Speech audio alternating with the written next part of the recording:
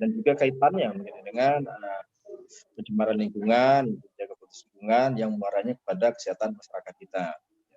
Ya, kenapa saya memilih untuk mengangkat tema ini? Ya karena pada semakin berkembangnya gitu ya, berkembangnya suatu perkotaan, kawasan, bertambahnya kepadatan atau populasi penduduk, masalah air limbah terutama limbah domestik ini semakin mengganggu lah gitu ya, semakin menimbulkan permasalahan, apalagi di tengah kondisi pandemi COVID saat ini, di mana memang perilaku hidup bersih dan sehat itu ya sangat dibutuhkan ya, dan juga tunjang dengan kualitas lingkungan yang baik dan juga penyediaan air bersih yang memadai. Ya, terkadang ya seringnya memang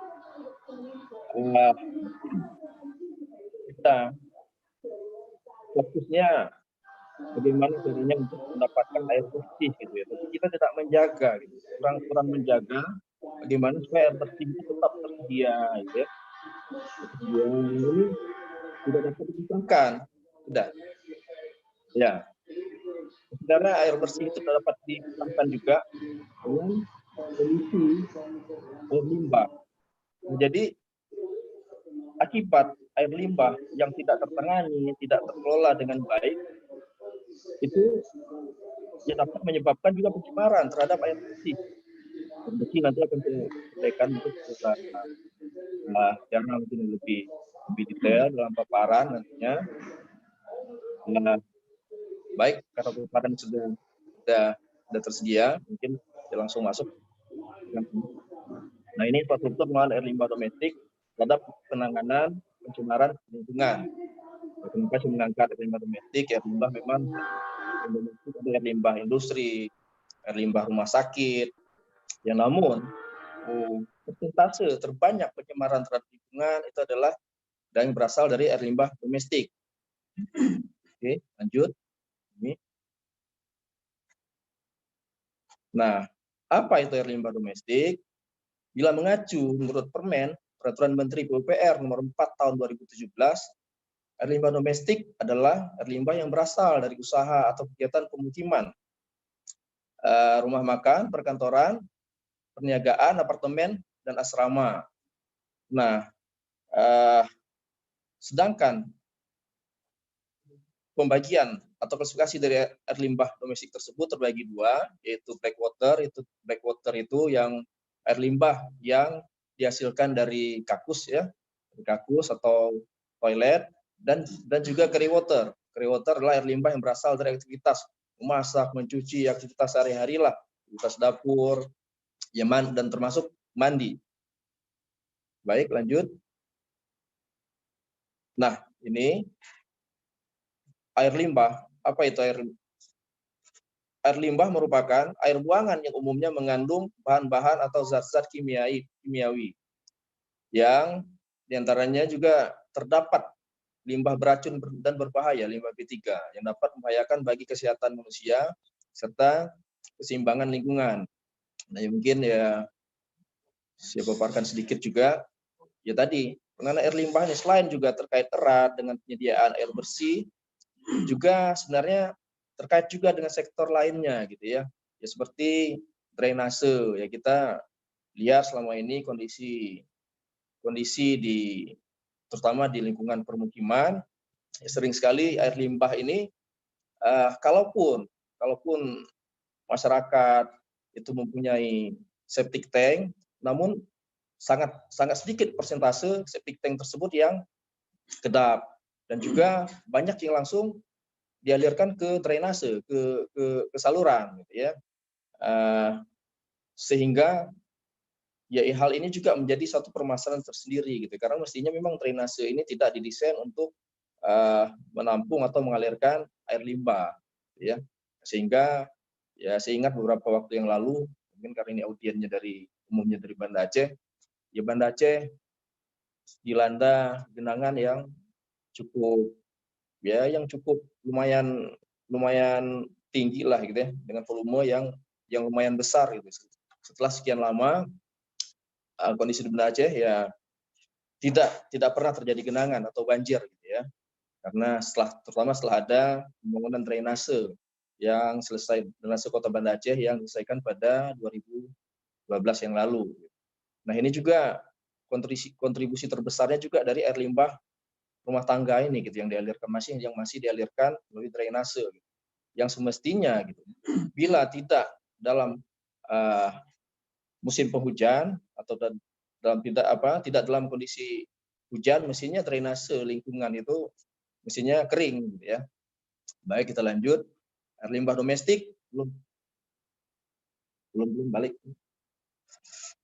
Nah, ini air limbah domestik memiliki potensi besar untuk mencemari lingkungan, terutama air tanah dan air permukaan. Nah, air permukaan ini tadi yang air limbah yang dialirkan melalui drainase tadi.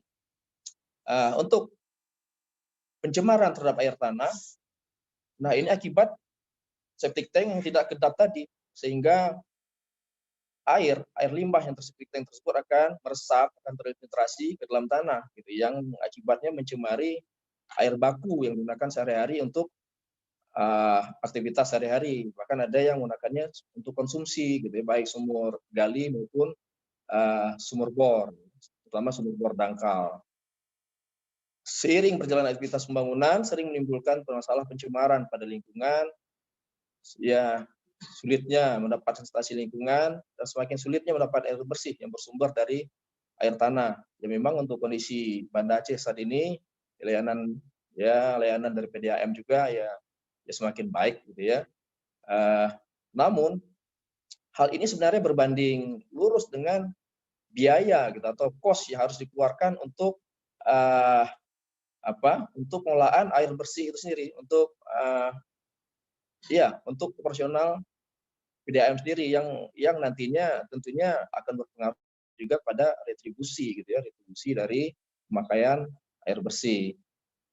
Jadi sektor air limbah ini sangat terkait erat sebenarnya dengan sektor lainnya yang berhubungan langsung dengan kehidupan dan kebutuhan masyarakat kita sehari-hari. Baik, lanjut.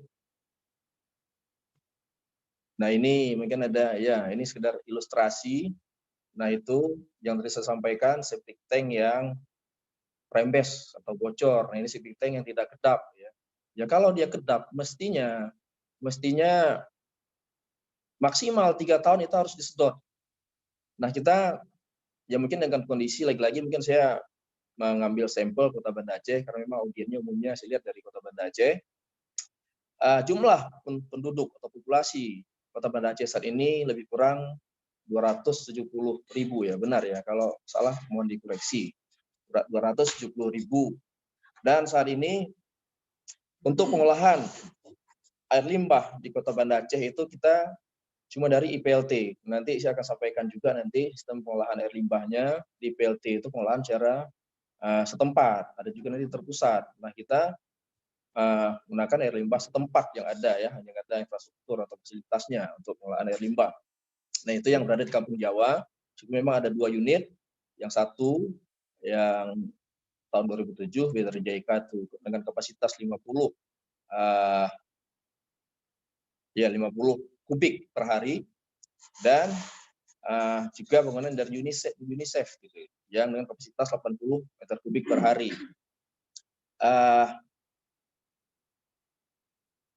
Dalam operasionalnya itu yang digunakan itu saat ini baru yang 80 kubik per hari, dan itu pun masih banyak idle capacity gitu, sepengetahuan saya gitu, atau dari data yang saya dapatkan gitu ya. Jadi mana rate hariannya mungkin untuk pengangkutan dari truk tinja itu ya mungkin ya baru sekitar 5 truk per hari, yang mana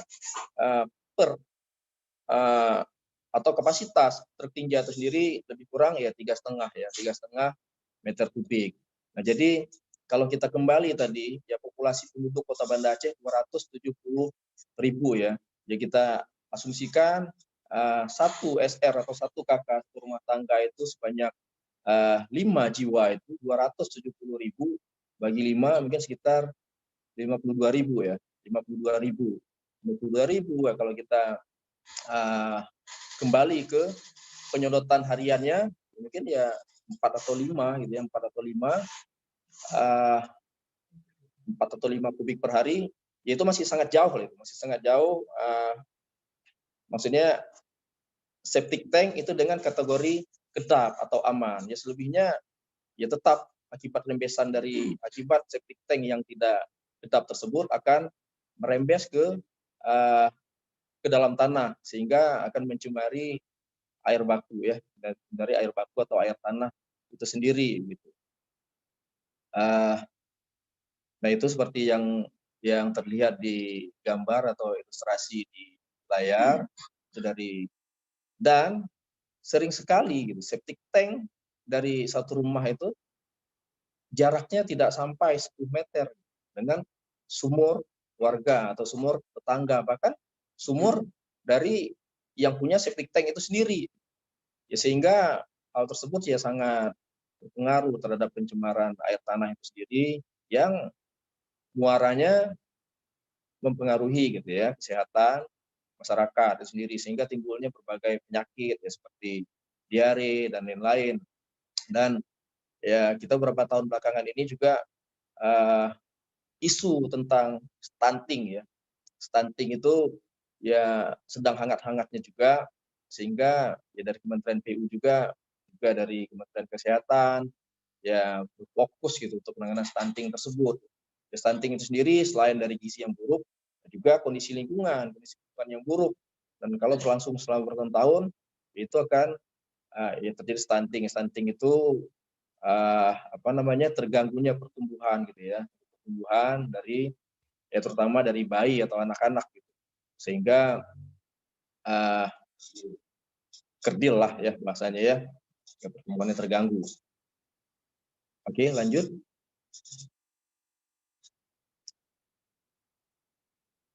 Nah ini ya dampak limbah domestik bagi kesehatan lingkungan, pencemaran air tanah, itu ya, bakteri E. coli dan pencemar lainnya, sehingga menyebabkan menurunnya kualitas air tanah. 70% air tanah di perkotaan sudah tercemar berat oleh bakteri tinja. Nah itu tadi air yang tercemar ya apabila dikonsumsi ya memang sangat riskan gitu ya terhadap kondisi kesehatan dari masyarakat itu sendiri. Gangguan kesehatan ya 1,4 juta anak-anak menderita diare setiap tahunnya. Nah ini data Depkes 2008. Ya gimana dengan saat ini? Gitu ya. Yang mana pertumbuhan wilayah perkotaan yang semakin berkembang, itu juga populasi atau kepadatan penduduknya juga semakin banyak, dan 500.000 kematian karena minum air yang terkontaminasi tinja. Itu data Depkes. Ya kita ini masih data lama yang saya dapatkan, data Depkes 2008. Nah, jika dibiarkan berlarut, ini kita ambil contoh mungkin Kali Item ya. Kali Item ini yang tempo hari mungkin saat Asian Games ini menjadi isu hangat juga ini. Yang mana ini di depan ini letaknya di belakang Wisma Atlet mungkin. Wisma Atlet Kemayoran ini ya saat pelaksanaan Asian Games 2018 ya. 2018 itu menjadi memang ya isu hangat juga gitu.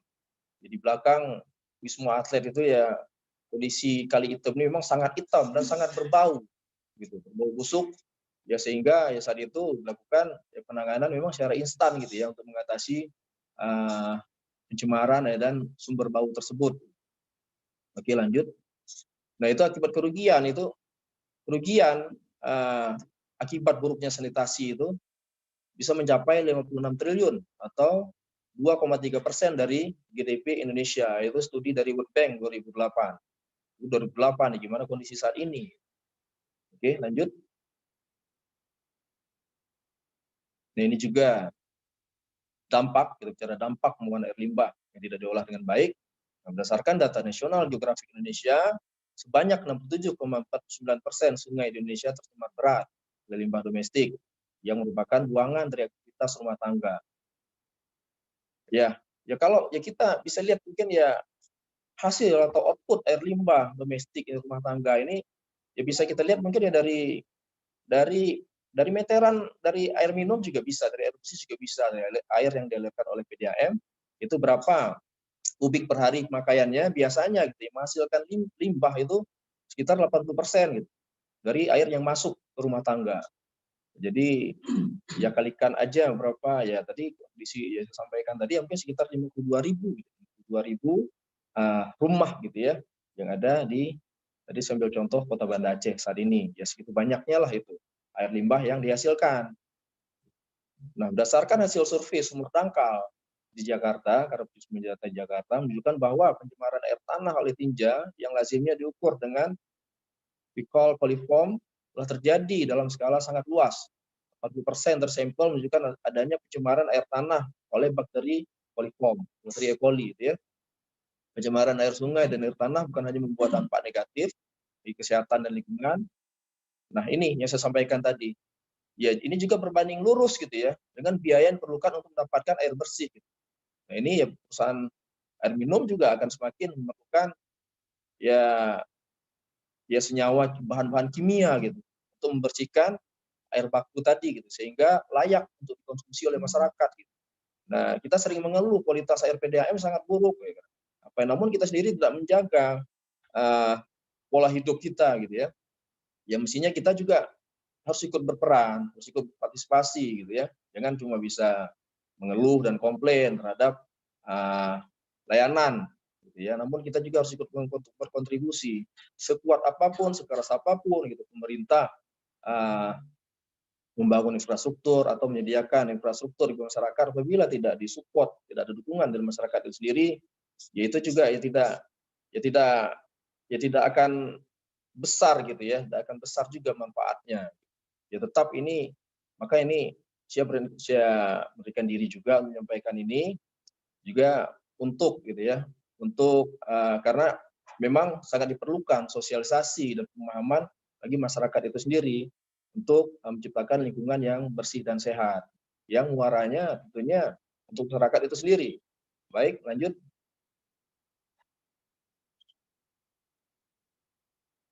Nah ini sampaikan data capaian sanitasi, data terbaru 2019 yang lalu.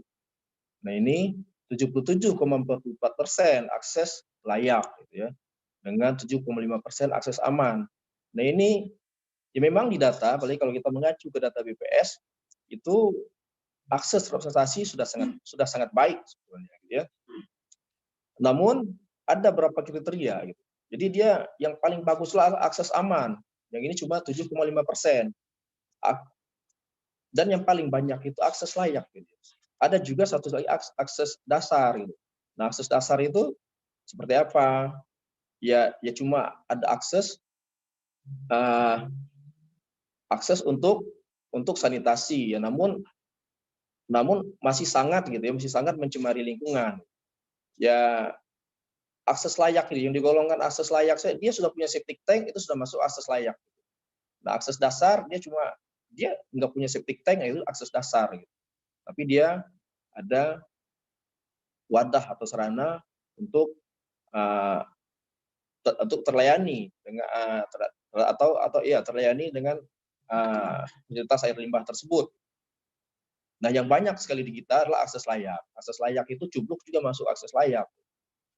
Ya sehingga ya memang tidak aman terhadap lingkungan, terhadap pencemaran lingkungan. Ini RPJMN 2020-2024 juga ini juga diatur di sini tujuannya untuk meningkatkan proporsi rumah tangga yang menempati hunian dengan akses air limbah domestik yang layak menjadi 90%. Nah, termasuk 15% di dalamnya akses aman. Jadi akses aman sekali lagi saya ulangi, itu apabila di rumah tangga tersedia kloset, septic tank yang kedap. Nah, itu untuk penanganan air limbah setempat. Ada lagi kita penanganan air limbah secara terpusat gitu ya. Secara terpusat yang mana itu dialirkan melalui perpipaan dan itu langsung ke IPAL. Nah, mungkin berbicara mengenai IPAL, mungkin di luar konteks ini saya juga ingin menyampaikan juga bahwa sebenarnya beberapa tahun yang lalu untuk Kota Banda Aceh pernah sedang dibangun gitu ya, IPAL Kota Banda Aceh, di mana IPAL-nya itu di Kampung Jawa. Ya namun karena ada di tengah saat pelaksanaan, ya memang ya karena adanya penolakan ya saat itu, penolakan dari Pemda atau masyarakat, ya sehingga itu tidak dilanjutkan. Ini sayang sekali gitu ya. Ya harusnya itu sangat membantu, gitu ya, membantu untuk mengatasi hal-hal yang sampaikan tadi sebelumnya. Dan setelah itu sebenarnya juga ada program dari ADB saat itu untuk masuk ke Kota Banda Aceh, ya namun ya karena terhentinya pekerjaan IPAL tadi, ya nggak jadi masuk gitu ya. Sayang sekali sebenarnya. Maka ini mungkin kita juga saya juga mengajak ya abang-abang, kakak, adik-adik yang ada di sini untuk kita lebih mensosialisasikan lah manfaat dari pengolahan air limbah ini gitu ya bagi masyarakat itu sendiri, baik melalui penanganan secara terpusat maupun penanganan secara setempat tadi. Nah, tadi setiap warga negara yang berdomisili pada kabupaten kota berhak mendapatkan pelayanan pengolahan air limbah domestik. Nah, itu tadi ada disampaikan akses layak bandingannya dengan akses aman gitu ya. Nah itu yang mungkin ya poin yang terakhirnya, wilayah perkotaan. Tangki septik tidak ada penyedotan lumpur berkala dan pengolahan lumpur lanjutan. Nah itu yang namanya akses layak. Nah itu akibat tadi tidak kedap, ya septic tanknya nggak pernah disedot jadinya. Ya memang masih banyak pemahaman masyarakat kita kalau septic tank nggak pernah disedot itu makin bagus itu. Justru dengan bangganya septic tanknya nggak penuh-penuh gitu. Ya bukan nggak penuh-penuh itu ya mengalir ke dalam, terinfiltrasi gitu ke dalam tanah yang dia akan ikut mengalir dengan air baku yang ada dalam tanah tersebut. Dan apabila dia masih menggunakan untuk konsumsi air bersihnya atau kebutuhan air bersih hariannya itu masih menggunakan sumur, ya itu lagi yang dikonsumsi gitu. Atau itu lagi yang akan digunakan untuk aktivitas sehari-hari. Nah, akses aman seperti apa? Tangki septik yang sedot berkala dan IPAL domestik gitu ya, IPAL D itu IPAL domestik dengan pengolahan lumpur lanjutan. Ya itu tadi saya sampaikan itu dibawa ke IPLT. Nanti akan diulas di slide berikutnya. Oke, lanjut. Nah, ini juga amanat dari SDGs ini. SDGs poin 6 itu tentang air limbah. Nah, itu air bersih dan sanitasi layak gitu ya. Pada tahun 2030 targetnya ya seluruh masyarakat di dunia ini sudah mendapatkan layanan gitu atau akses terhadap air bersih dan sanitasi yang layak. Oke, lanjut.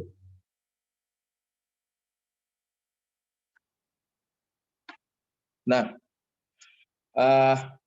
ya karena pentingnya gitu ya, karena pentingnya penanganan air limbah ini yang didorong juga oleh pertimbangan semakin tercemarnya gitu, kondisi atau keadaan lingkungan, selama lingkungan permukiman, Kementerian Lingkungan Hidup di tahun 2016 itu mengeluarkan peraturan menteri gitu, yang mengatur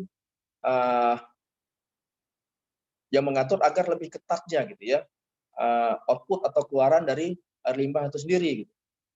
Nah itu pH-nya tetap pH 6,9, BOD-nya BOD ini yang sangat signifikan itu. Yang tadinya diizinkan keluar atau dialirkan ke badan air atau diresapkan ke air tanah itu sebesar 100 mg per liter, jadinya sekarang harus mencapai baku mutu sadar baku mutu 30 mg per liter. Ya COD-nya tetap, ya TSS juga begitu, dari 100 menjadi 30 mg per liter. Nah, oil and grease itu minyak dan lemak dari 10 mg per liter sekarang harus bisa mencapai diturunkan menjadi 5 mg per liter. Nah ini ya gimana dengan yang tanpa pengolahan itu dari dapur, dari cuci gitu ya, mengandung minyak, lemak itu langsung dialirkan ke drainase selama ini, gitu kan? Ya umumnya masyarakat kita itu dari floor drain, dari dapur, masak, cuci, semuanya itu langsung ke drainase. Gitu. Jadi yang saya katakan tadi sehingga drainase juga yang tadinya cuma direncanakan untuk menampung air hujan, ini juga dia harus juga untuk menampung buangan limbah rumah tangga. Oke, sehingga hujan sebentar, sejam sudah menimbulkan genangan yang lumayan tinggi. Itu juga untuk amonianya 10 mg per liter, total koliformnya 3.000 per 100 ml. Nah, itu baku mutu yang dipersyaratkan. Jadi apabila kita membangun infrastruktur untuk pengolahan air limbah, baik itu IPLT, baik itu IPAL, outputnya atau keluarannya harus berpedoman kepada standar baku mutu yang dikeluarkan oleh Permen LH ini. Oke, lanjut. Nah, ini SPAL DT, Sistem Pengolahan Air Limbah Domestik. Saya sampaikan ini terbagi atau diklasifikasi kelompokkan jadi dua, SPAL DS, SPAL DT. Olah setempat, SPAL DS itu pengolahan secara setempat, itu yang dari septic tank tadi. Nah, ada juga SPAL DT, kemudian pengumpulan. Nah, itu ada subsistemnya lagi. Untuk SPAL DS itu pengolahan setempat. Jadi saya sampaikan juga sedikit, pengolahan setempat itu ya di mana? Yaitu septic tank tadi. Septic tank tadi. Nah, untuk pengolahan air limbah secara setempat ini, dia memerlukan alat angkut. Nah, itulah truk tinja, pengangkutan dan pengolahan. Dari truk tinja dibuang atau dibawa ke IPLT. Itulah pengolahan lumpur tinja. Nah, nanti sebenarnya dia tetap ada output sebenarnya masih bisa menghasilkan gitu. Jadi bukan sekedar semua kotoran ya langsung ya cuma kotoran begitu, yang enggak begitu. Jadi outputnya itu dia ada cairan, ada air ya. Cairan itu sebenarnya kalau mau dimanfaatkan lagi ya keluaran PLT juga bisa gitu. Ya untuk menyiram tanaman bisa gitu ya. Ya untuk ya sumber mungkin ya untuk proteksi kebakaran bisa, masih bisa digunakan gitu. Ya mungkin untuk kondisi Aceh mungkin masih banyak sumber air sehingga enggak perlu gitu ya untuk memanfaatkan air dari olahan dari PLT tersebut. Namun untuk kota besar yang kondisi air bersihnya sangat sulit, ya ini sebenarnya ya penting juga gitu. Jadi bahan pertimbangan. Nah, terus outputnya lagi berupa padatan. Padatan itu apa? Ya lumpur tadi, lumpur tinja tadi yang dapat diolah juga menjadi pupuk, ya. Percampuran menjadi pupuk organik. Dan juga satu lagi sebenarnya bisa juga menghasilkan gas, gitu ya. Menghasilkan gas itu salah satu mungkin alternatif atau solusi untuk energi terbarukan. Khususnya SPAL DT ini yang terpusat itu ada subsistemnya pelayanan. Ya, pelayanan itu bersumber di sumber di hilir atau di sumber itu di rumah tangga. Ya, terus nanti ada pipa pengumpulan. Pipa pengumpulan itu untuk dialirkan ke IPAL tadi, yaitu storage system, yaitu IPAL pengolahan terpusat. Oke, lanjut. Nah, ini dasar hukumnya mungkin dapat dibaca. Ya banyak ini yang mengatur ini, dan mungkin ya saya bagi ke ini aja, mungkin kewenangan atau tanggung jawab gitu ya. Nah, untuk ya skalanya nanti kita masuk juga ke skala, itu ada IPAL skala kota, ada IPAL skala kawasan atau permukiman. Intinya untuk IPAL yang lingkupnya lintas kabupaten kota itu adalah kewenangan atau tanggung jawab dari kepala daerah tingkat 1 atau gubernur. Sedangkan untuk yang IPAL skala kota itu adalah tanggung jawab dari bupati wali kota, kepala daerah tingkat 2 tangannya. Dan untuk yang lintas provinsi itu adalah kewenangan pusat atau untuk kawasan strategis nasional. Baik, lanjut. Nah, ini tujuan penyelenggaraan sistem pengolahan air limbah domestik oleh Kementerian PUPR. Ya. Kebetulan karena saya di Kementerian PUPR, ya tujuan dari kementerian kami adalah untuk meningkatkan kesehatan masyarakat dan kualitas lingkungan. Selanjutnya, melindungi kualitas air baku dari pencemaran air limbah domestik. Nah, ini sebenarnya ini tidak dapat dipisahkan gitu ya. Kalau kita perlu air bersih, ya kita wajib, kita harus mengelola air limbah sehingga tidak mencemari dan tidak menimbulkan kos yang lebih besar gitu untuk apa namanya untuk menghasilkan air yang dapat dikonsumsi oleh masyarakat. Selanjutnya, mewujudkan penyelenggaraan sistem pengolahan air limbah domestik yang efektif, efisien, berwawasan lingkungan, dan berkelanjutan. Nah, ini yang berkelanjutan ini juga jadi poin penting gitu ya. Ya, berkelanjutan maksudnya ada pengembangan. Terus mendorong upaya pemanfaatan hasil pengolahan air limbah domestik. Nah, ini tadi yang disampaikan outputnya. Jadi masih bisa dimanfaatkan sebenarnya, itu lumpur tinjanya itu bisa dimanfaatkan sebagai pupuk gitu ya, namun tidak disarankan untuk pupuk yang tanaman pangan. Dan juga gasnya juga bisa, juga ya cairannya juga masih bisa sebenarnya dimanfaatkan untuk daerah yang rawan air, ya paling enggak untuk program tanaman dan segala macamnya. Oke, lanjut. Nah, ini ilustrasi SPAL DS, SPAL DT, dan konsep pengolahan. Nah, ini untuk SPAL DS, sedot dari septic tank, terus dibawa pengangkutan menggunakan tadi subsistem pengangkutan, dibawa atau dibuang ke lokasi IPLT. Nah, itu subsistem pengolahan lumpur tinja. Nah, itu IPLT.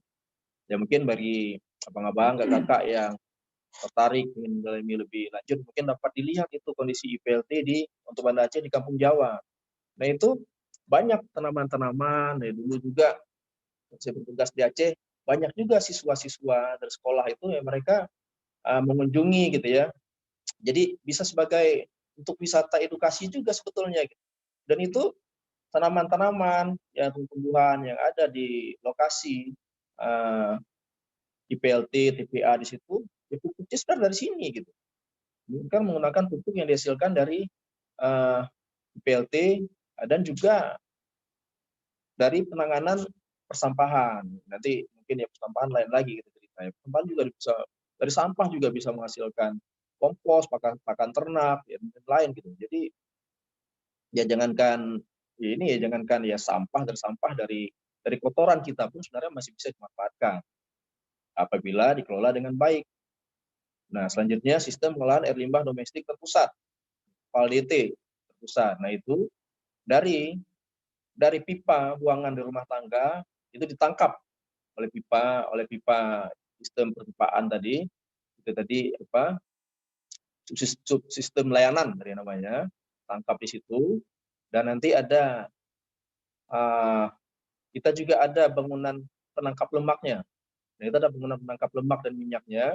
Berikutnya itu dari air tadi, dari cuci dapur segala macam itu ada instalasi penangkap lemaknya. Terus dari situ akan masuk ke pipa host inlet namanya. Belum dialirkan ke subsistem pengumpulan itu yang di tengah, sistem pengumpulan. Nah, pengumpulan itu ada pipa retikulasi, pipa induk, prasarana dan sarana pelengkap, itu ada manhole, sistem pompa, dan lain-lain.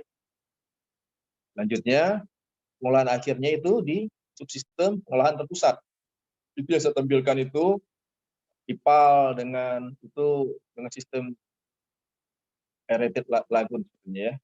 Ya, lagoon itu dengan kolam-kolam pengolah. Oke. Nah, itu ada juga itu tadi skalanya sampaikan itu untuk IPAL skala kota itu, skala perkotaan itu apabila layanannya lebih besar dari 20.000 jiwa. 20.000 jiwa itu ya artinya 4.000, minimal 4.000 sambungan rumah ya, atau 4.000 KK layanannya. Nah, ada lagi IPAL untuk skala permukiman. Ke permukiman itu kapasitas layanannya 50 sampai 20.000 jiwa. Nah, ini untuk IPAL skala permukiman ini benar sudah banyak, terutama untuk Kota Banda Aceh itu yang dilaksanakan mulai dari 2014 sampai dengan 2019 yang lalu. Itu dikenal dengan Sanimas, sanitasi berbasis masyarakat. Jadi direncanakan, dikerjakan dan dikelola sendiri oleh masyarakat. Itu ada banyak desa dan kecamatan di Banda Aceh yang sudah ada Sanimasnya. Oke, lanjut. Dan satu lagi IPAL skala kawasan tertentu ya. Jadi ada 3 tadi lingkupnya. Oke, lanjut. Nah, ini tadi alur pemilihan jenis PAL. Nah, jadi ada beberapa pertimbangan ya. Yang pertama memang pertimbangannya populasi. Ini yang paling padatan penduduk gitu ya. Jadi untuk wilayah ini terutama untuk wilayah perkotaan yang populasi penduduknya lebih besar atau sama dengan 15.000 jiwa per kilometer persegi. Ini 15.000 jiwa ini sekitar 150 hektar, 150 jiwa per hektar gitu.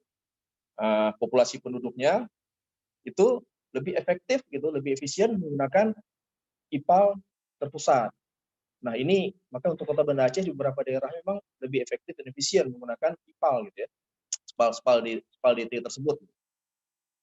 Dan apabila kurang dari itu memang disarankan memang untuk menggunakan SPAL DS, SPAL domestik daerah setempat, ini untuk efisiensi biaya juga. Nah, terus juga pertimbangan lainnya adalah muka air tanah. Nah, apabila muka air tanah di suatu kawasan tersebut lebih kecil dari 2 meter, disarankan memang menggunakan jenis spal DT, spal terpusat. Dan apabila lebih dalam, ya bisa menggunakan spal DS gitu ya, sehingga memang tidak merembes dan membari air tanah dari septic tank tersebut. Nah, itu juga ada permeabilitas tanah juga untuk pertimbangannya. Selanjutnya, kemampuan pembiayaan Pemda. Nah, ini kembali lagi ke kemampuan satu daerah gitu.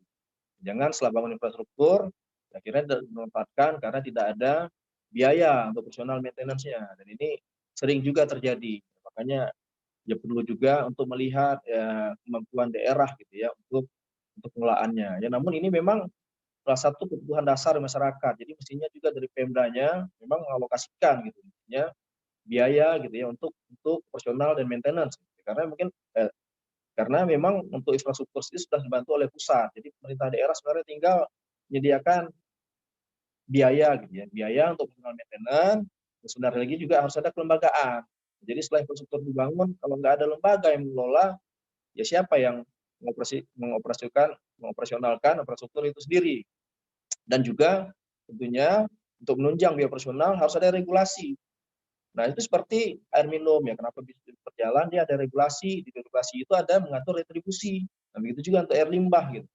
Sehingga itu bisa dijalankan atau dioperasionalkan dengan baik nantinya. Nah, itu terus selanjutnya. Nah, ini SPAL DS. Ya, kita juga ini contoh mungkin ya yang telah kami tangani di Riau ini. Di Riau ya kita menangani SPAL DS dan juga SPAL DT.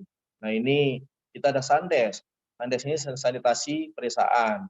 Ini untuk penanganan stunting.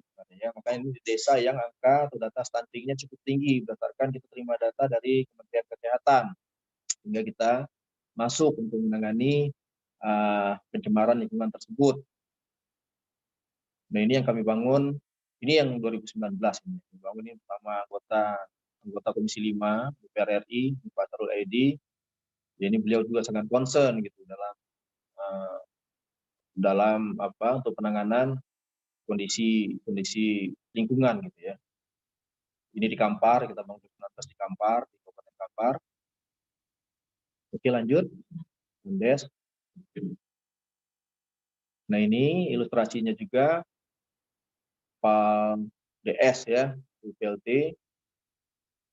Instalasi pengolahan lumpur tinja adalah instalasi pengolahan air limbah yang dirancang hanya menerima dan mengolah lumpur tinja yang akan diangkut melalui mobil atau truk tinja. Jadi dia tidak ada sarana atau fasilitas perpipaan gitu. Jadi memang perlu unit truk tinja. Sehingga kita sebelum membangun IPLT kita persyaratkan kepada daerah atau Pemdanya untuk memiliki terlebih dahulu truk tinja ini. Ya kalau enggak ya enggak fungsional juga nantinya IPLT yang akan dibangun. Dan ini juga pemerintah juga untuk mengawal ini juga ya harus lebih ketat, terutama terhadap ya developer atau pengembang perumahan itu untuk septic tanknya ya harus benar-benar kedap gitu bangunnya. Dan juga fasilitas permukiman lainnya harus diatur gitu dalam regulasi. Selanjutnya pengolahan lumpur tinja di PLT merupakan pengolahan lanjutan dari hasil olahan di tangki septik. Nah, tadi ya tangki septiknya ya tidak ya mestinya kedap gitu ya. Jadi ada pengolahan dulu gitu sebelum dibuat ke PLT. Oke. Pengolahan dengan ya, lanjut.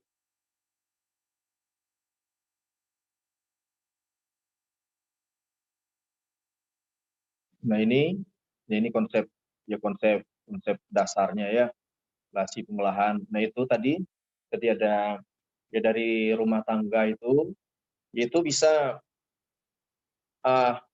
untuk mengolah di tempatnya bisa secara individual, bisa secara komunal. Komunal itu lebih dari satu rumah, jadi diolah di satu septic tank gitu ya, atau instalasi pengolahan itu. Jadi biasanya 2 sampai 1 rumah diolah di satu instalasi pengolahan secara komunal. Dan dari instalasi pengolahan tersebut baru diangkut, sedot, diangkut dengan dump truck dan dibuang ke IPLT, ya. Jadi itu tadi pembiayaan tangki septik, ya rumah tangga, sedotan. Nah itu, dan IPLT itu tanggung jawab dari Pemda dan pemerintah pusat. Ya biasa selama ini pemerintah pusat gitu yang bangun IPLT. Dan pemerintah daerah sebenarnya ya tinggal menyediakan atau mensupport gitu untuk operasional dari IPLT tersebut, baik dengan penyediaan anggaran untuk OM, regulasi, dan juga kelembagaan itu sendiri.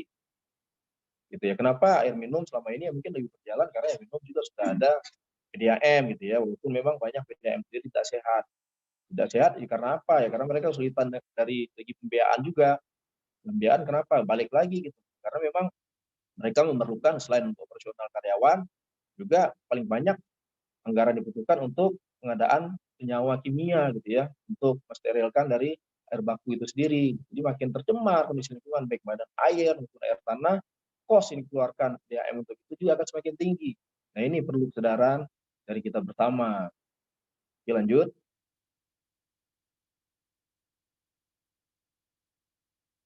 Nah ini bagian-bagian pengolahan dari IPLT. Jadi dari dump truck itu dibuang ke SSC, terus ada kolam pengolahnya itu anaerobik biofilter. Nah di sini kita pengolahan secara biologis, untuk mengurangi kadar BOD, COD dan segala macamnya. Terus ya ke kolam fakultatif, saturasi, wetland, ya, sehingga aman untuk dibuang ke badan air penerima. Ya bagi yang kira perlu untuk dimanfaatkan dari wetland ini bisa dimanfaatkan kembali, ya kembali ya. Namun ya untuk berusaha tadi ya mungkin untuk kolam ikan bisa, ya untuk nyerap tanaman bisa, ya untuk proteksi atau kebakaran juga bisa digunakan. Karena memang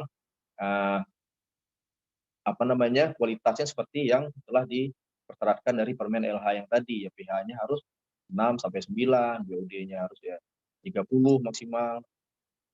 Dan itu drying area, DSC juga drying area. Drying area itu adalah untuk wadah untuk tempat pengeringan dari lumpur tinja itu sendiri. Jadi setelah kering itu lumpur tinjanya dapat digunakan sebagai campuran untuk pupuk tadi itu, sehingga dapat digunakan juga kembali dan punya nilai jual. Nah jadi bagi Pemda sendiri sebenarnya ini juga bisa menjadi salah satu sumber PAD, pendapatan asli daerah ya. Jadi selain dari biaya retribusi, ya juga dari manfaatan kembali hasil olahan dari air limbah itu sendiri sebetulnya. Jadi banyak hal sebenarnya yang bisa dikembangkan juga dari situ. Lanjut.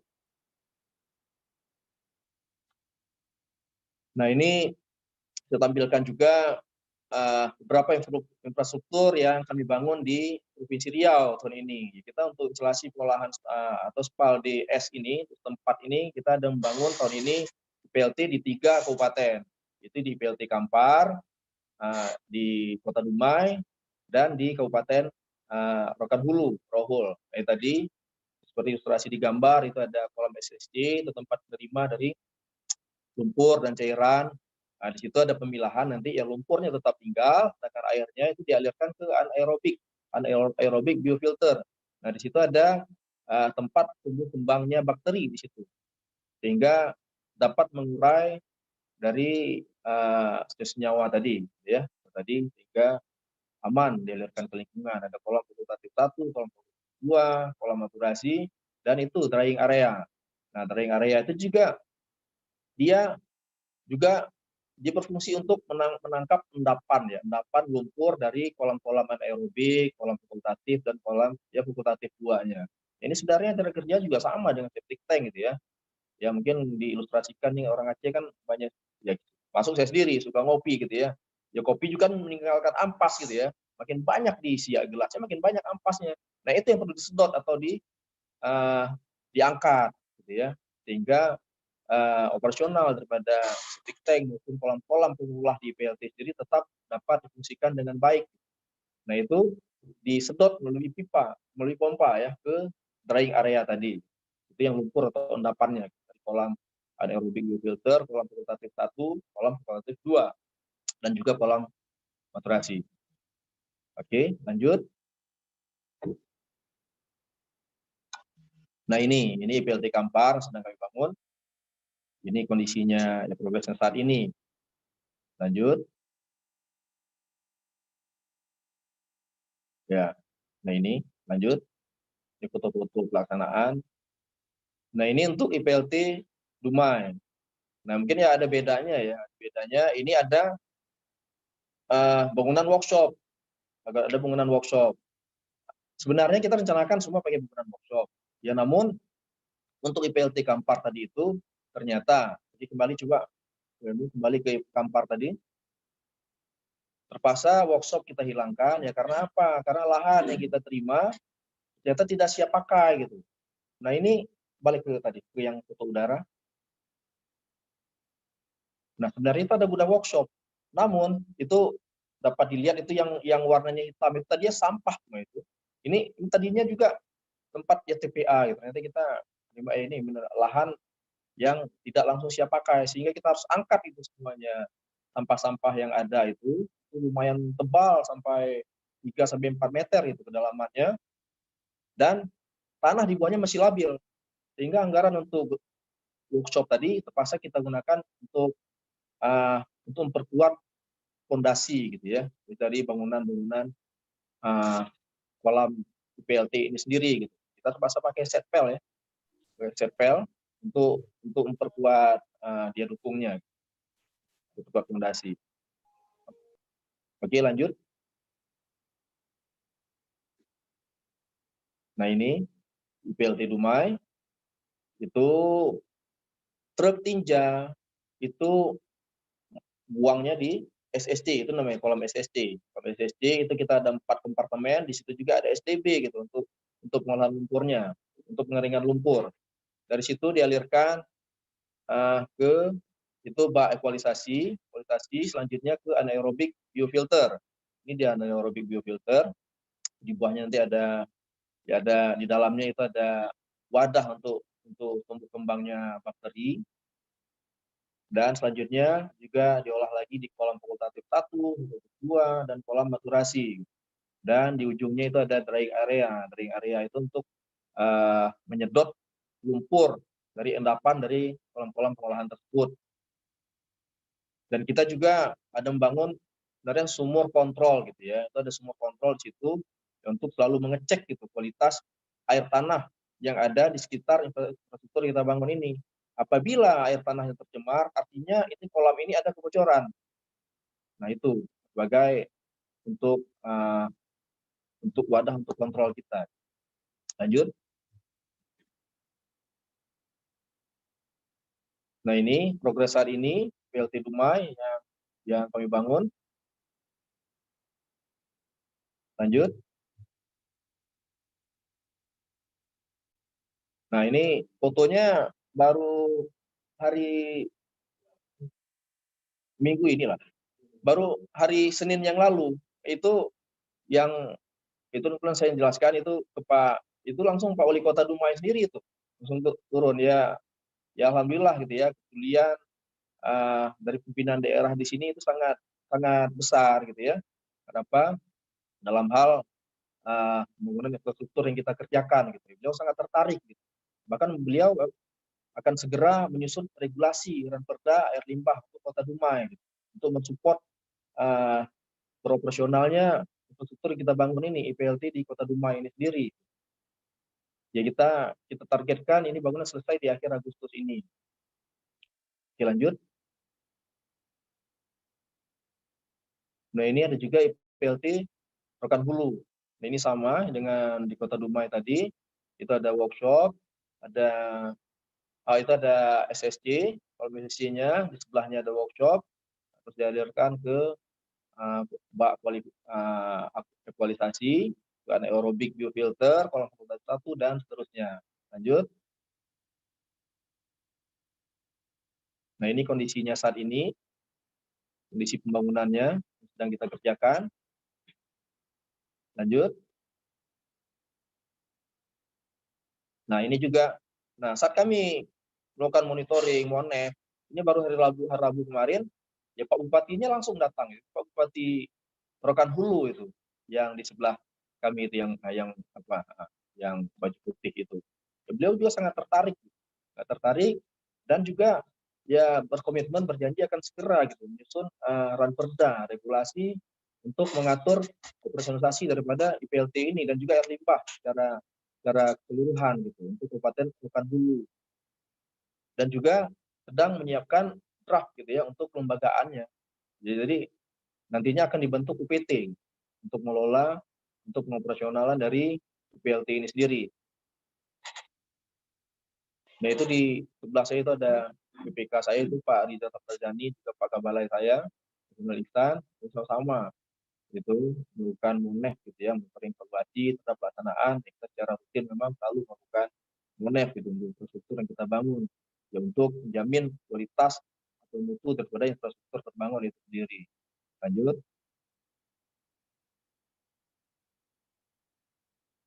Nah, ini tadi ini Spaldete sebenarnya, ini Sanimas.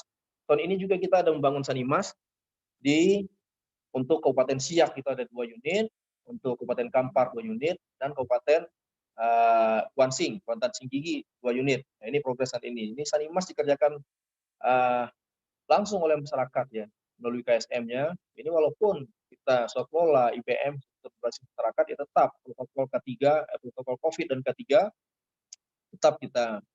tetap harus dilaksanakan. Lanjut. Nah ini Spaldete yang tadi saya sampaikan ini ya.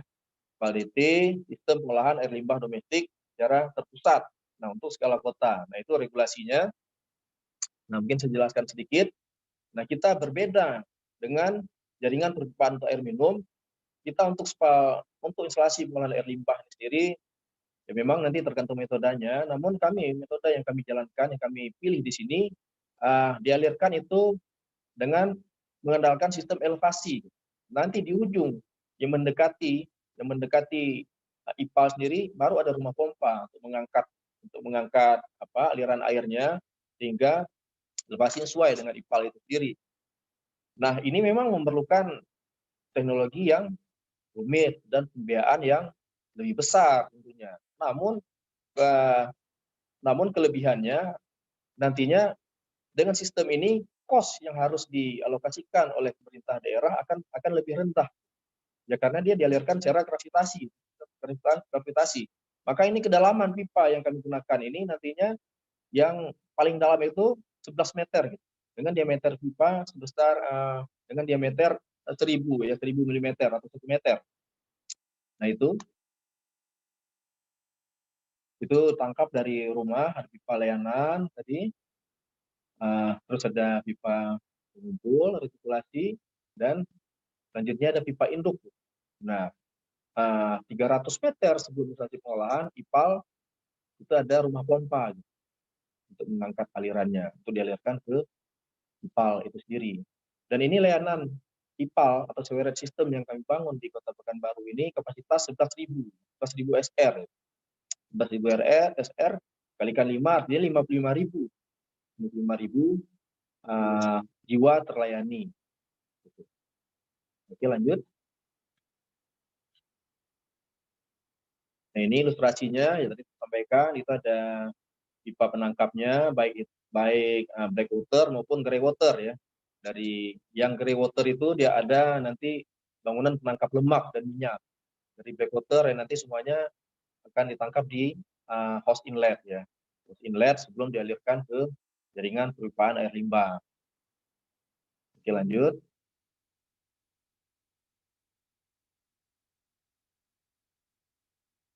Nah ini juga ya ilustrasinya seperti ini. Air limbah dari perumahan, dari pemukiman itu dialirkan, ditangkap melalui pipa jaringan perpipaan untuk dialirkan ke jaringan perpipaan air limbah sebelum diolah di instalasi pengolahan air limbah. Lanjut. Nah ini metode yang kami kerjakan untuk IPAL Kota Pekanbaru. Jadi kita menggunakan 3 metode, ada open cut atau open drain, itu sistem galian terbuka, ini yang kedalaman sampai dengan 3 meter. sama sampai dengan 3 meter, dan menggunakan pipa PVC. Kita menggunakan 2 jenis pipa PVC. Ini kalau Bapak Ibu melihat pipa warna oranye ini pipa air limbah. Jadi ya cirinya itu, warna oranye lah peruntukannya untuk air limbah. Ya, itu tahapan pekerjaan ada marking jalan, cutting aspal, penggalian tanah, soil pasir kedalaman, dewatering, penyiapan lantai kerja. Nah, selanjutnya untuk galian terbuka ini kita menggunakan PVC diameter 150 sampai dengan 400 mm dan dibungkus dengan geotek, memberikan pasir, pemadatan, dan sebelum gitu pekerjaan pengaspalan atau lapis permukaan itu kita pasang slab beton gitu ya. Pasang slab beton, ya terusnya baru itu kita kerjakan rekondisi kembali jalan gitu ya. Sehingga ya malah ya lebih mulus gitu jalannya jadinya gitu ya, pemasangan aspalan untuk kemudian jalan kepada kondisi semula gitu. Sehingga tidak ya kita bangun infrastruktur juga tidak merusak infrastruktur yang telah ada, kita rekondisi kembali. Baik, lanjut. Nah ini kerjaannya. Nah ini ada before ada after ya, ini pekerjaan sebelumnya, dan jadinya seperti ini. Kita ditutup manhole ya untuk pekerjaan pemeliharaan daripada jaringan perpipaan itu sendiri. Nah ini jadinya kondisi setelah jadi menjadi dari galian jaringan perpipaan kita. Jadi diaspal kembali, malah ya kita harapkan ya lebih bagus gitu ya kembali. Lanjut. Nah ini foto-foto pelaksanaan dari pekerjaan open train kita. Itu kita menggunakan shoring ya. Kenapa kita menggunakan shoring? Ya karena memang jenis tanah gitu ya, Kota Pekanbaru ini memang rawan runtuh, rawan longsor gitu ya, sehingga kita menggunakan shoring untuk menahan tanah tersebut sehingga tidak terjadi keruntuhan atau longsor. Lanjut. Dan sebentar. Dan kita dalam pelaksanaan ini sangat memperhatikan prinsip clean and clear ya. Jadi galian kita itu seperti digambar di atas itu dari ekskavator langsung ke dump truck untuk dibuang ke lokasi pembuangan galian. Jadi enggak ditumpuk di badan jalan yang sangat mengganggu pengguna jalan gitu ya, atau masyarakat tempat gitu. Jadi memang kita harus memperhatikan prinsip kerja seperti ini. Oke, lanjut. Nah ini metode boring. Metode boring ini apabila kedalaman galiannya lebih dari 3 meter dan sampai 6 meter, itu kita menggunakan metode boring untuk jenis pipa PVC. Metode boring ini juga pengeboran juga, bekerja di bawah tanah, tahapan pekerjaannya marking jalan, cutting aspal, itu kita buat pit untuk ada starting pit, ada arifing pit ya, untuk melakukan pengeboran gitu, untuk pemasangan jaringan perpipaan ini. Terus selanjutnya itu ada penggalian tanah, pemancangan steel pel itu untuk menahan tanah agar tidak longsor.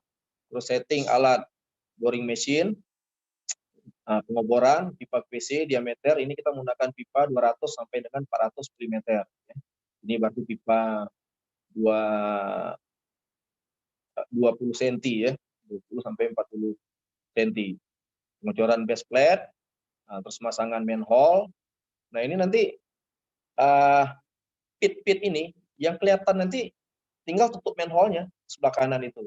Itu kita lakukan penimbunan pemadatan gitu, pasir huruf, dan kita rekondisi kembali. Jadi ini yang kelihatan cuma tutup manhole itu, dan pit ini juga nanti jadi manhole gitu untuk pemeliharaan daripada sistem jaringan perpipaan air limbah ini sendiri. Lanjut. Nah ini metode boring itu sebelum ini di jalan di sebelah kantor gubernur gitu ya, kantor gubernur Provinsi Riau. Before, namun yang afternya nggak situ lagi ya gambarnya. Nah itu, oke, lanjut. Nah ini metode boring. Nah itu tadi manhole. Nah tadi manhole yang bulat itu, dan di atasnya ya gambar di sebelah tutup manhole-nya. Nah itu. Jadi pit tadi itu, dan kita rekondisi kembali Jadi itu aspal yang baru kita rekondisi. Kondisi yang coba di ini, yang cukupan apanya? Nah itu yang segi 4 itu yang tadi pit ukuran 3 kali 4 meter tadi. Jadi yang kelihatan dari kondisi adalah menutup manhole-nya untuk personal untuk maintenance atau pemeliharaan dari jaringan pembuangan air limbah itu sendiri. Lanjut.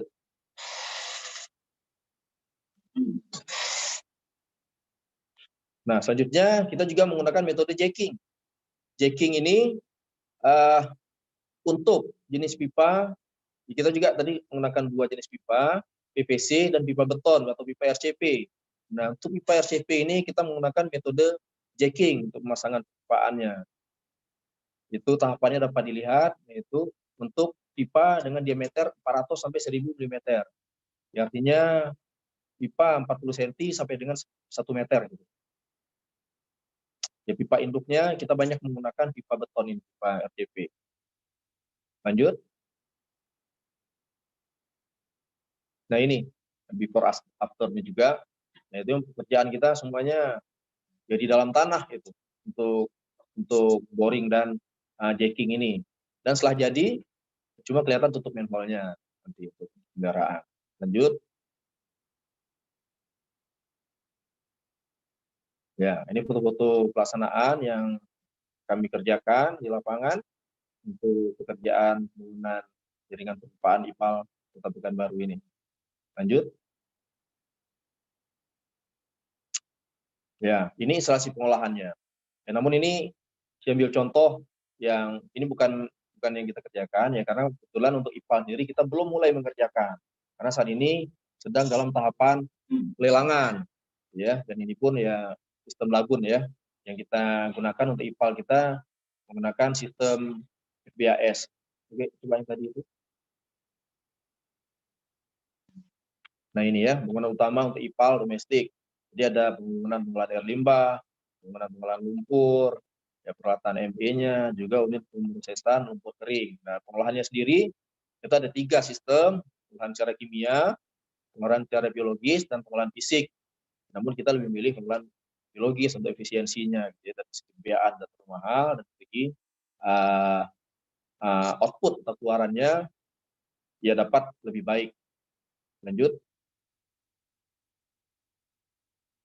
Nah ini yang kami gunakan nantinya. Namun ini baru konsep dasarnya gitu. Karena kebetulan untuk lelang pun untuk IPAL ini kami menggunakan sistem lelang desain and build gitu ya. Jadi perencanaan dikerjakan oleh penyedia jasa dan juga pelaksanaannya FBAS, fixed bed, biofilm activated sludge ya, ada teknologi pengolahan air limbah domestik yang memanfaatkan berbagai media alami dan rekayasa untuk menyediakan habitat bagi kultur bakteri dengan bentuk film tetap atau beragam yang memetabolisme kontaminan dalam air limbah.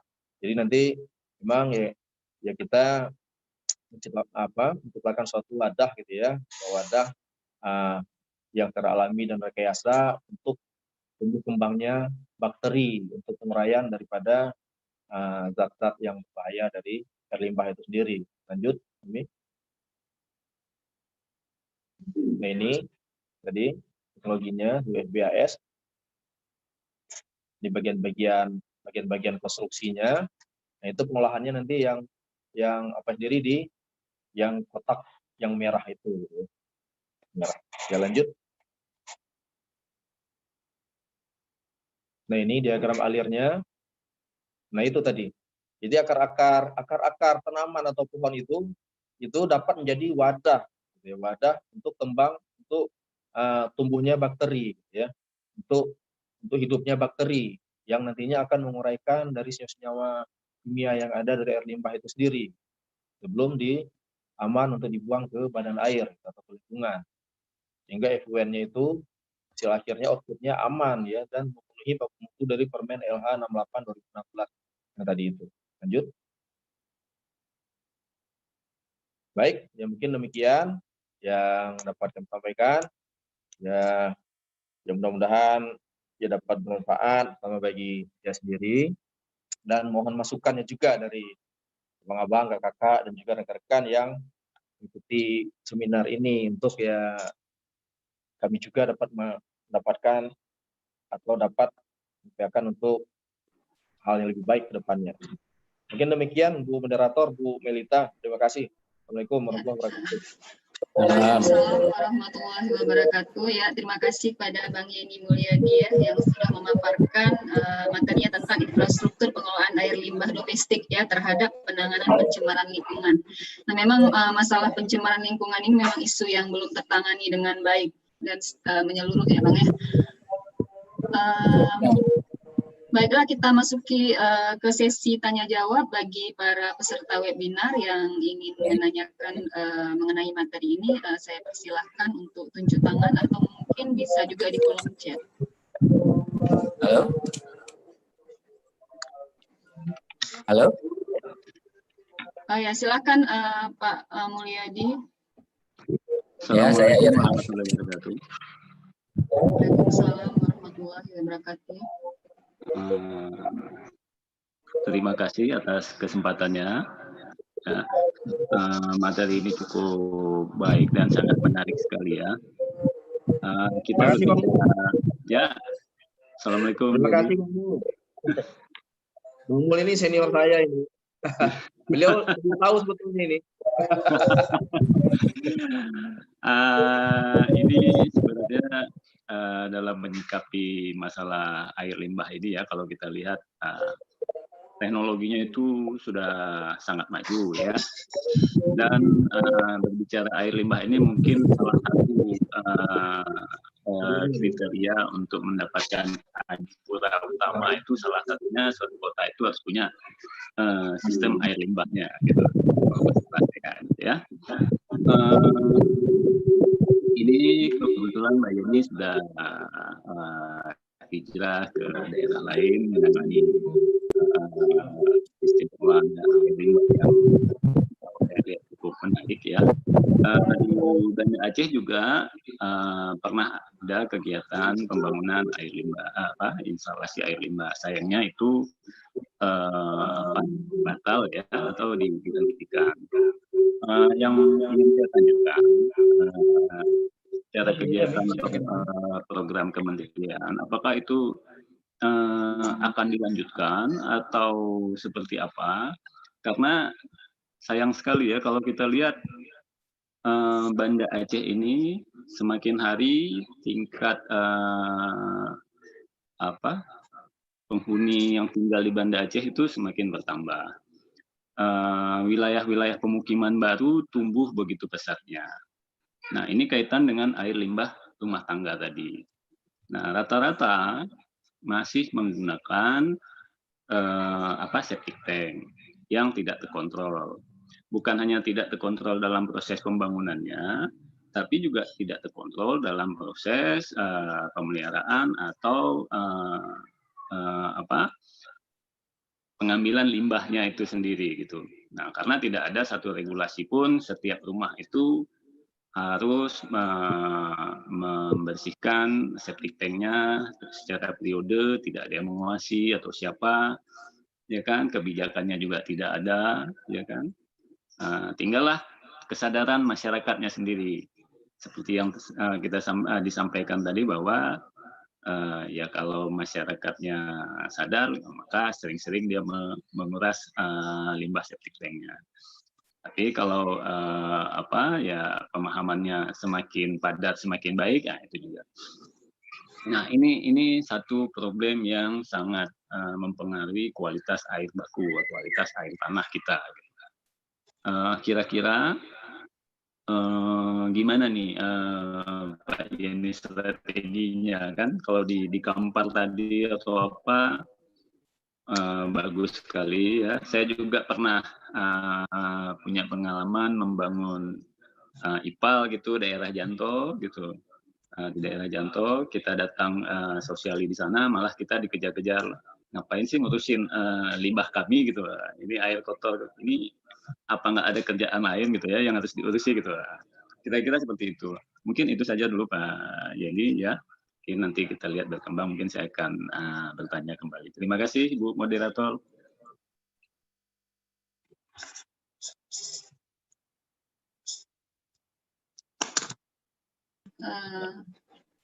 Ya, mungkin bisa langsung dijawab Bang. Baik, terima kasih Bu Melita.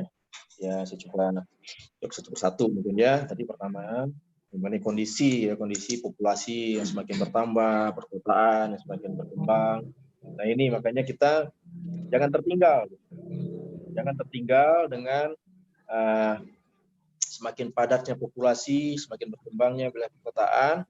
Karena apabila kita membangun infrastruktur air limbah ini dengan kondisinya yang sudah dikatakan tadi, otomatis kondisinya akan bertambah, gitu ya. Dan potensi gitu ya, pelaksanaannya akan semakin sulit gitu dengan padatan penduduk yang semakin tinggi gitu. Dan dengan pencemaran lingkungan juga otomatis ya berbanding lurus gitu ya dengan permasalahan lingkungan yang timbul nantinya. Dan makanya di sini pemerintah daerah juga ya harus proaktif, ya juga masyarakat juga kita harus lebih sering, lebih banyak memberikan edukasi dan sosialisasi bagi masyarakat gitu ya tentang pentingnya mengelola air limbah. Ya, karena seperti saya sampaikan di awal tadi, kita tidak bisa berjalan sendiri ya. Kami dari pemerintahan tidak bisa berjalan sendiri tanpa dukungan atau support dari masyarakat gitu ya. Ya, cost juga akan semakin tinggi apabila pola pikir atau mindset dari masyarakat masih seperti yang sampaikan tadi gitu ya.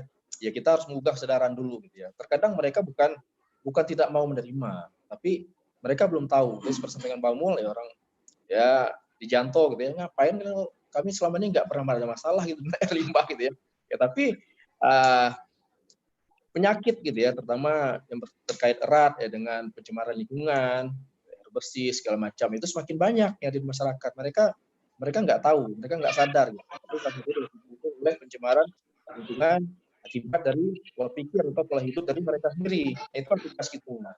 Nah, makanya saya juga di sini mungkin menerima gitu ya saran dari Bang Surya gitu ya untuk menjadi salah satu bicara ya, karena saya pikir memang kira-kira ya kita di sini apalagi ini audiennya kan banyak dari ya abang-abang kakak ini juga dosen gitu kan ya, praktisi yang banyak berkecimpung juga gitu ya untuk menanam infrastruktur ya di masyarakat, dan juga ya orang-orang yang dengarlah oleh masyarakat gitu ya, jadi cocoklah untuk kita melakukan sosialisasi selain dari dilakukan oleh Pemda itu sendiri. Mari kita ya menggugah kesadaran dan mengubah mindset atau pola pikir dari masyarakat gitu tentang pentingnya gitu ya, pentingnya menjaga pola hidup ya, PHBS, perilaku hidup bersih dan sehat, itu untuk menjaga kesehatan diri sendiri dan juga kualitas lingkungan. Dan regulasi ini memang harus disusun gitu oleh Pemda. Ya, ingat saya ini pada Aceh ada perda yang mengatur tentang air limbah ini gitu. Namun sejauh mana itu dijalankan gitu. Ini memang perlu ketegasan dari pemerintah daerah.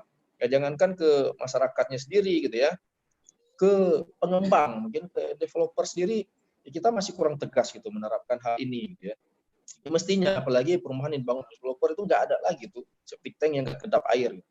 Apalagi dari jaringannya juga langsung dialirkan ke drainase gitu ya, malah drainase pun sering nggak dibangun gitu ya untuk satu kawasan gitu.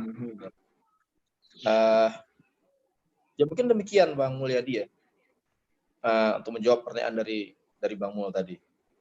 Ya intinya di sini selain kita berharap ketegasan dari Pemda untuk menjalankan regulasi yang telah ada dan membentuk lembagaan gitu ya untuk memprofesionalkan struktur bangun, juga kesadaran, pemahaman dari masyarakat itu sangat penting gitu untuk disampaikan. Demikian dari moderator. Terima kasih Bang Yeni atas jawabannya. Kita buka untuk pertanyaan berikutnya.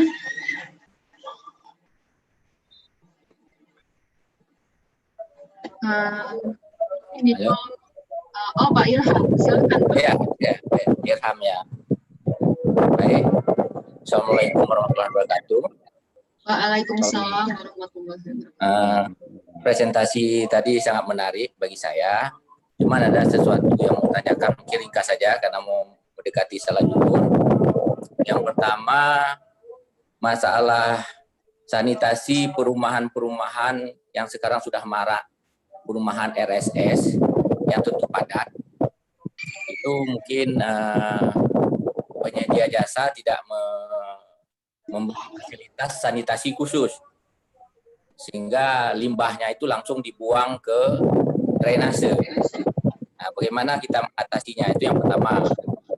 Yang kedua yang menarik, bahwa capaian sanitasi 2019 itu nggak tahu saya apakah itu nasional atau provinsi, itu mencapai 77,44%. Sementara presentasi tadi 2008 aja masalah pencemaran itu sudah mencapai 67%.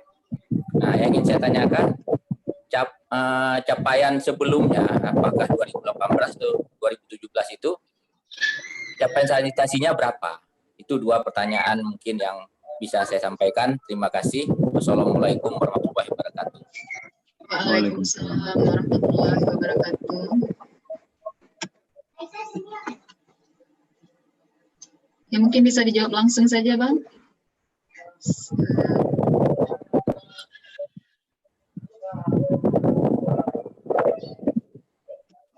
Halo? Oh iya Pak, sebentar nih. Bang Yeninya kayaknya memang Bagaimana pertanyaannya? Udah bisa didengar? Udah Pak, udah didengar oleh Pak Yeninya. Ini Pak Yeninya mic-nya di unmute.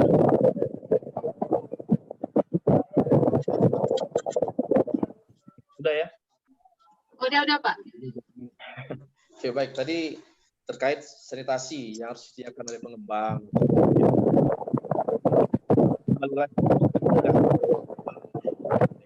Ya. Jadi sebelum mengeluarkan IMB itu harus dipastikan gitu, harus ada, harus tersedia gitu ya. Itu harus dipikirkan.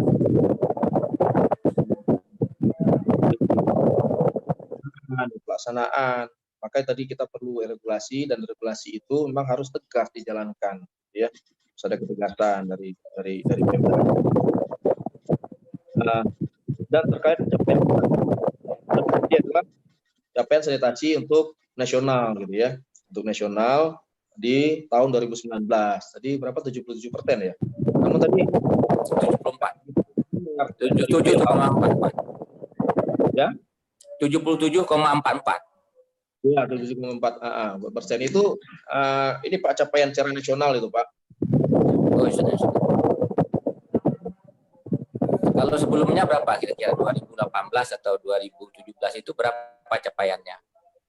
Ya, nanti ya kebetulan saya nggak megang datanya saat ini Pak. Nanti akan gitu. Begini Pak. Ya, harganya meningkat Pak tahun sebelumnya. Namun bisa jadi menurun apabila populasinya lebih populasi dan pengembangan lainnya itu besar, infrastruktur yang memadai. Nah, itu yang saya bilang tadi, kita kalah gitu ya, kita terlambat gitu, terlambat melakukan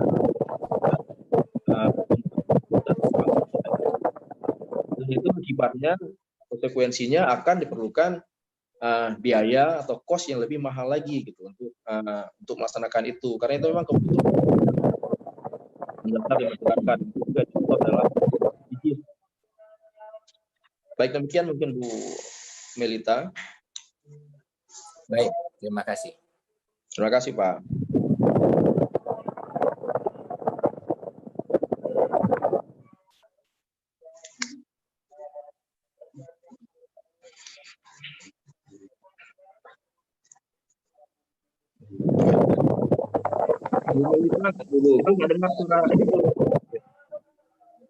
Oh iya. Siapa yang bertanya nih? Bang Ivan.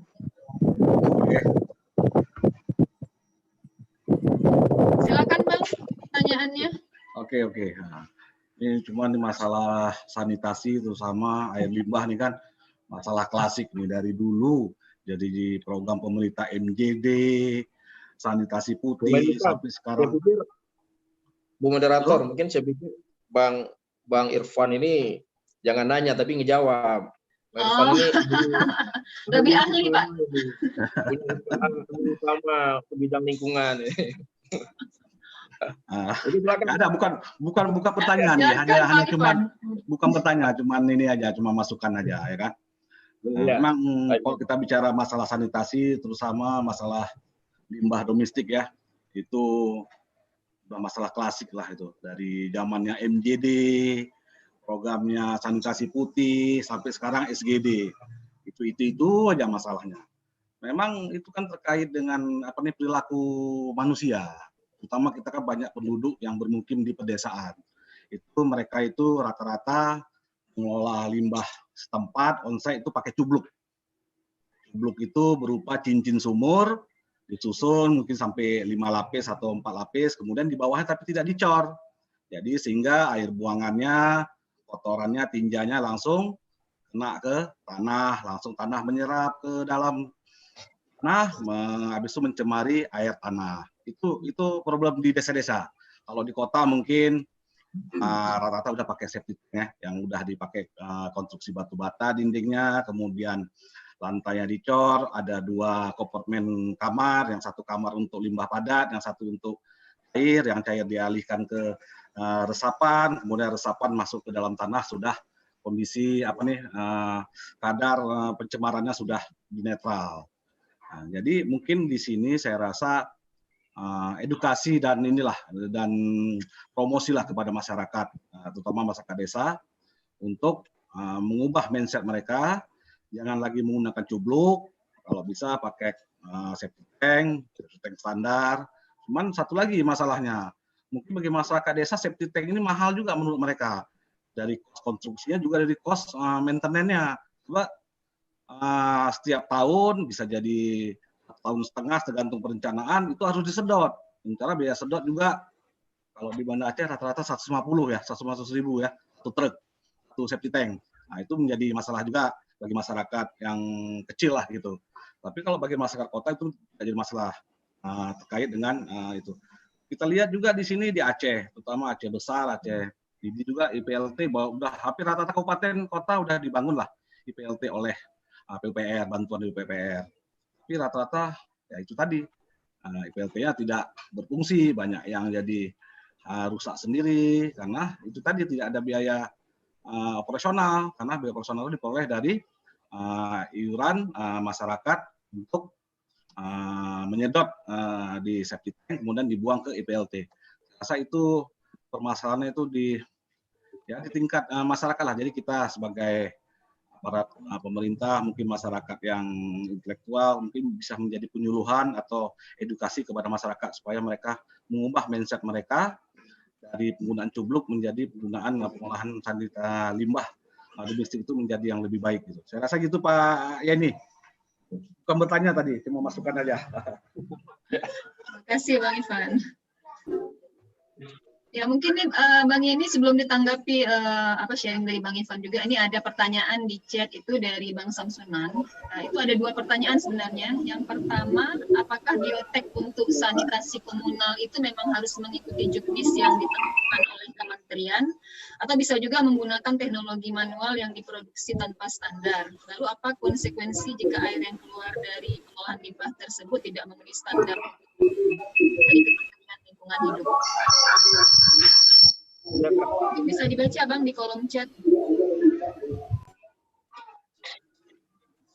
tentang biotek untuk sanitasi komunal. Apakah harus mengikuti juknis yang ditentukan oleh kementerian atau bisa juga pakai teknologi manual?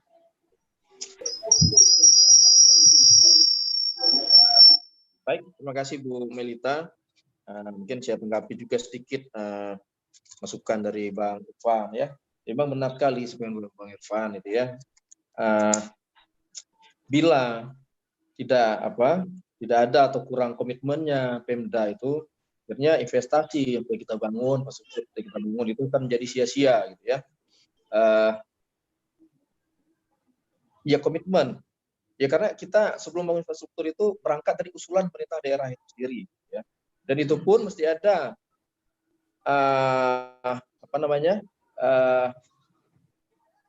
readiness kriteria. Jadi kriteria itu adalah persyaratan ya, harus mendukung operasionalisasi nantinya dari infrastruktur yang akan kita bangun. ya. Seperti saya sampaikan tadi, ya untuk IPLT, misalnya IPLT itu ya memang pemerintah daerah ya harus mempunyai dump truck gitu ya, truk tinja untuk menyedot ya, dan mengangkut limbah tinja yang dihasilkan di rumah tangga untuk dibuang ke instalasi pengolahan IPLT sendiri. Dan apabila itu tidak dijalankan, ya akhirnya ya penggunaan IPLT akan jadi sia-sia, akan jadi mangkrak ya. Dan juga sebenarnya regulasi pengaturan juga oleh Pemda harus dijalankan. Nanti dia punya truk tinja, tapi dalam pelaksanaannya kita jumpai itu nanti bisa jadi nanti yang supir truknya dia nakal gitu ya. Jadi sedot tinja dia nggak bawa ke IPLT, apalagi IPLT yang lokasinya sangat jauh dari permukiman. Maka kita juga jarak pemukiman juga kita syaratkan. Ya, apabila lokasinya jauh dan tidak ada jalan, akses jalan gitu ya. Akses jalan itu biasanya walaupun disedot dari sumber tinja sendiri dari perumahan di masyarakat, itu nggak dibawa ke IPLT. Ya bisa dia jual lagi ke kebun-kebun sawit ya, atau ke kebun-kebun lah gitu ya. Kebun atau kemana dia, apalagi yang dari swasta gitu. Swasta dia masuk ke IPLT dia bayar. Nah kalau dia bawa ke kebun gitu ya, dibeli oleh yang punya kebun gitu. Dia justru menghasilkan dan dia pun nggak habis banyak bensin gitu untuk membawa itu ke lokasi IPLT. Dan bisa jadi dia buang ke sungai-sungai gitu. Nantinya apabila tidak ada pengawasan dari lembaga di Pemda itu sendiri. Makanya ini perlunya dibentuk kelembagaan ya, minimal UPT gitu oleh Pemda untuk mengawal atau untuk memfungsikan infrastruktur yang kita bangun secara baik dan benar. Gitu. Ya, dan memang ya ini klasik dan terus-menerus terjadi. Ya karena apa? Nah, ini makanya kita introspeksi juga gitu ya. Ya salah satunya yaitu ya kurangnya kepedulian dan komitmen kita gitu untuk menjalankan itu. Gitu ya, dan saudara kurangnya kesadaran atau pemahaman dari masyarakat itu sendiri. Jadi ini menjadi permasalahan gitu bagi kita semua. Dan memang ya harus menjadi kepedulian baik dari kita bersama untuk menciptakan kualitas lingkungan yang baik dan sehat, sehingga menciptakan kesehatan atau menjaga kesehatan di masyarakat itu sendiri yang muaranya kepada kesejahteraan masyarakat gitu ya. Oke, baik ya, mungkin ya pertanyaan dari Bang Samsunan tadi ya, Bang Samsunan mengenai geotek gitu ya. Geotek ini sebenarnya cuma untuk menahan di sini itu untuk menahan gitu ya, untuk menahan karena kondisi tanah di sini juga yang labil, bisa saja nggak digunakan bila kondisi tanahnya baik, bisa langsung pasir gitu ya. Dan ini juga untuk menjaga pipa gitu ya, pipa jaringan air limbah kita di sini gitu. Jadi standar khusus itu ya yang nggak ada, cuma dia ya spesifikasinya itu tadi untuk menjaga berpan air limbah kita dan menjaga stabilitas tanah yang ada di situ gitu. Karena nanti kalau ada tekanan air semacam itu kan dapat mengganggu kestabilan. Mungkin demikian Bu Melita. Oke, Pak, ini mungkin ada Bang ya, mungkin ada satu pertanyaan terakhir nih di kolom chat, masih dari Bang Samsunan, apakah ada regulasi tentang sanitasi lingkungan bagi pengembangnya? Atau mungkin bisa jadi pertanyaannya bagi pengembang itu mereka tahu nggak Pak ada regulasi tentang sanitasi lingkungan? Ini Pak Samsunan ini harus berkontribusi juga ini proses sosialisasi. Beliau ini kan sering jadi narasumber juga ini di mana-mana. Siap. Kalau diminta ke Riau pun siap. Ya, Pak Samsunan. Siap, Pak.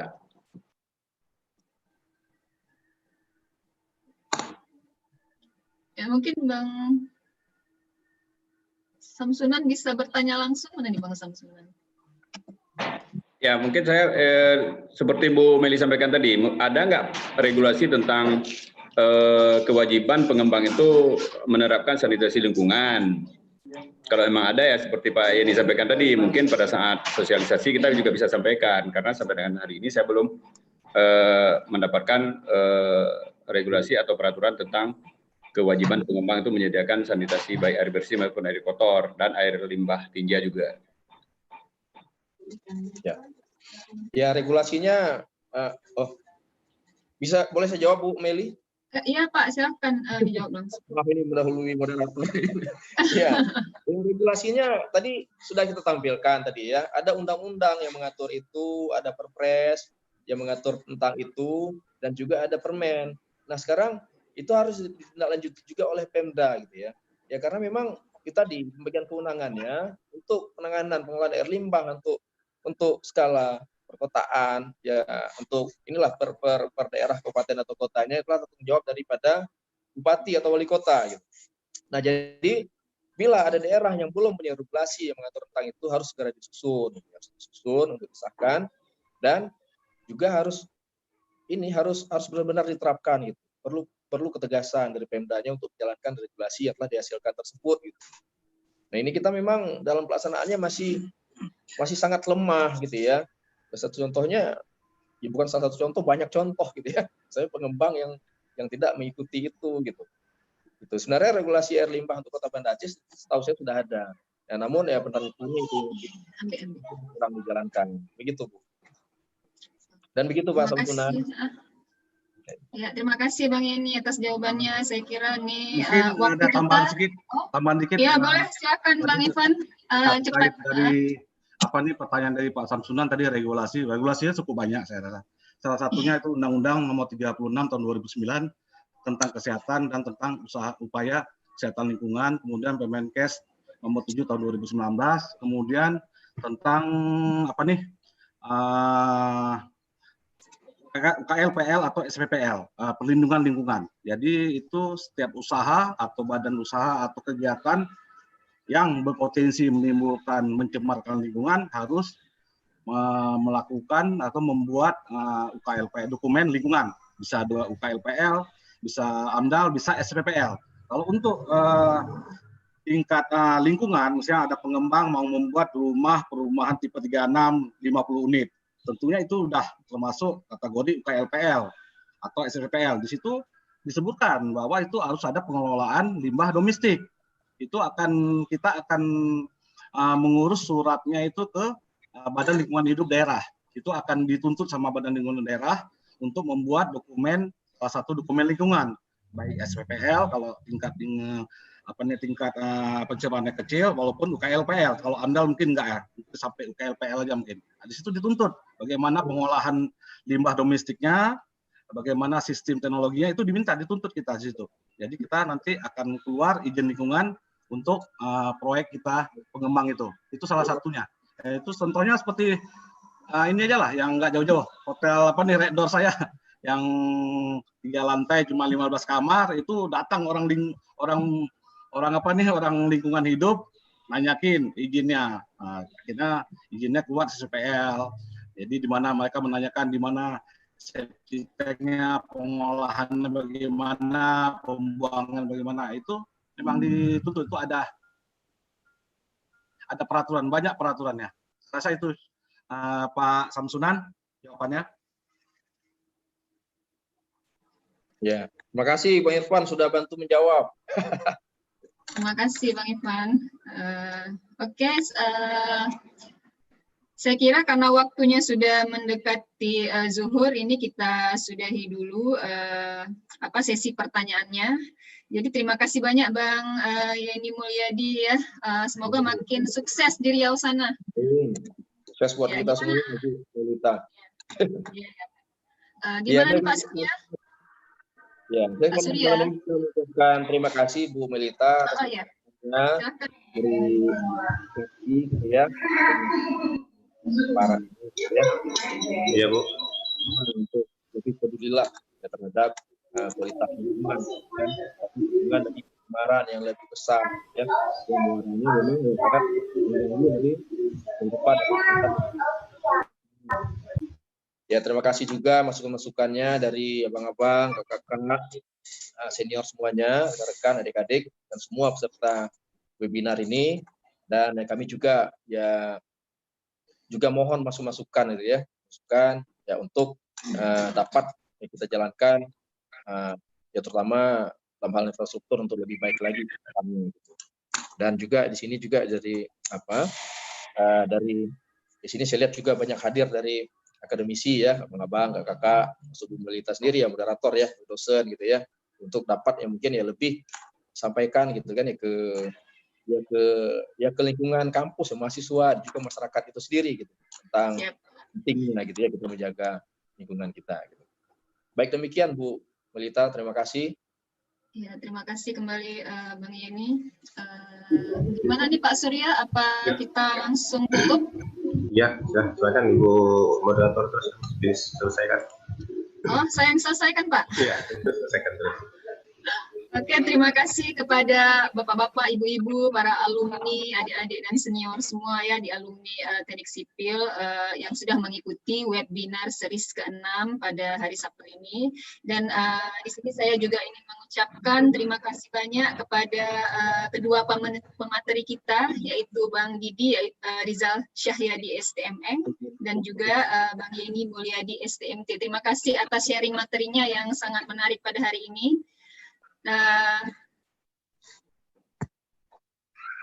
Dan saya juga minta maaf mungkin sebagai moderator dan juga panitia ya yang melaksanakan webinar ini mungkin ada kesalahan dan kekurangan. Semoga kita dalam masa pandemi ini tetap dilindungi Allah dan diberi kesehatan. Semoga kita bisa berjumpa di webinar series berikutnya. Assalamualaikum warahmatullahi wabarakatuh. Terima kasih Pak Yani, Pak Jadi, ya, dan juga bapak-bapak, ibu, adik-adik, beserta ibu sekalian. Kita berjumpa lagi minggu Sabtu depan, insya Allah, dengan materi dan sumber yang lainnya.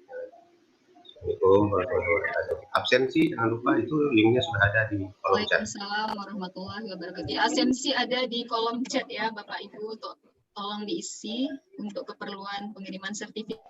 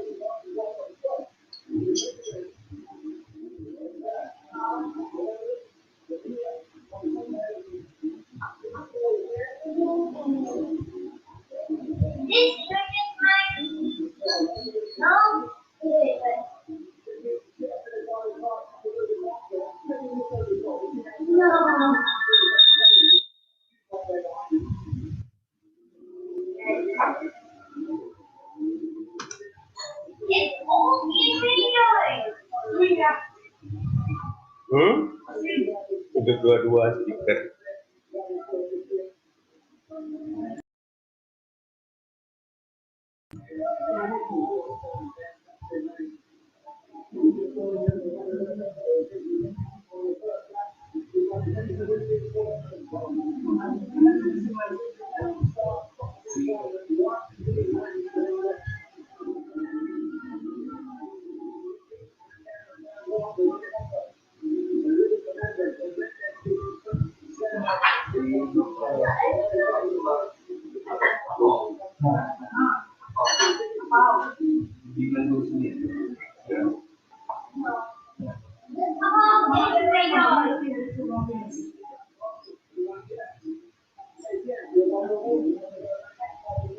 Yeah.